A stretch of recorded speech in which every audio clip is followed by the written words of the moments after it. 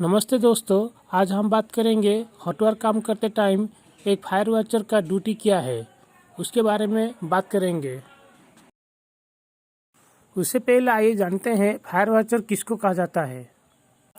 हॉटवर्क permit में जो precaution के अनुसार जिस काम में चिंगारी या स्पार्क पैदा होता है या अग्नि या विस्फोट होने का खतरा हो उसको मॉनिटर करता है, उसको हम फायर वॉचर कहा जाता है।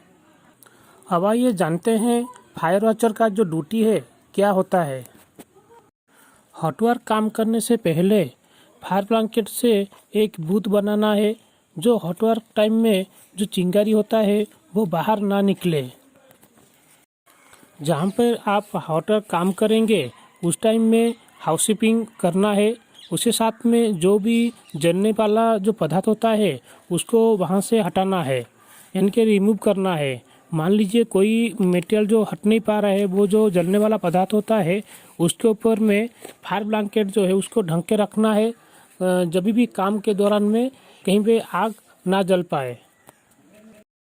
जॉब का लोकेशन एरिया में जहाँ पे आपका हॉटवर्क काम चल रहा है वहाँ पे मान लीजिए कहीं पे ऑयल या कोई गैस लीकेज हो रहा है तो तुरंत जो हॉटवर्क काम चल रहा है उसको इमीडिएटली बंद करना है। उसके साथ साथ में जो भी इक्विपमेंट जो चल रहा है उसको भी बंद करना है। अपना ही लोकेशन एरिया में जहाँ पे भी काम कर रहे हैं वो एरिया में वेरिफिकेशन करना है। उसके साथ में हॉटवर्क जो काम चल रहा है उसका साइन बोर्ड भी लगाना है, जैसे कि कोई दूसरा पर्सन जो है वो अंदर एंट्री ना हो पाए। आज का डेट में जो हॉटवर्क काम चल रहा है उसका जो परमिट होता है वो वर्क लोकेशन एरिया में जहाँ पे काम चल रहा है वहाँ पे डिस्प्ले करके रखना है।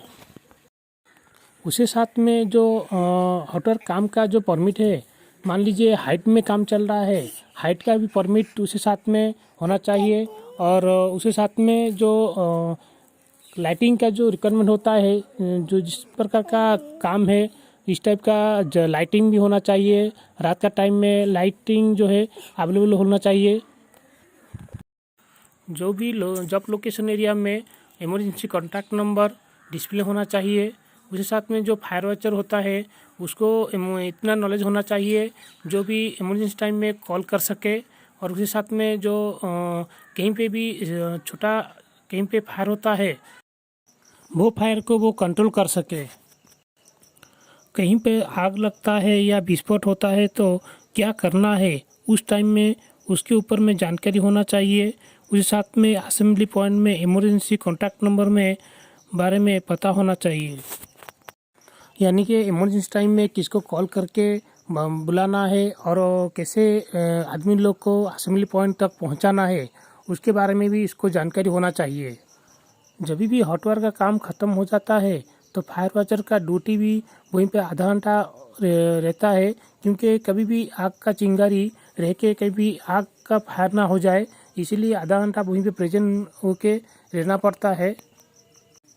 फायर वॉचर का जो ड्यूटी होता है वहीं पे प्रेजेंट होके ड्यूटी अटेंड करना है, दूसरे कोई जॉब नहीं करना है। जब तक ड्यूटी ख़त्म नहीं हो जाता है वो लोकेशन छोड़ के और कहीं पे नहीं जाना चाहिए।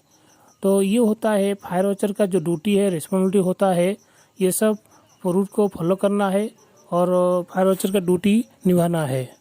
आज भर इतना ही, धन्यवाद।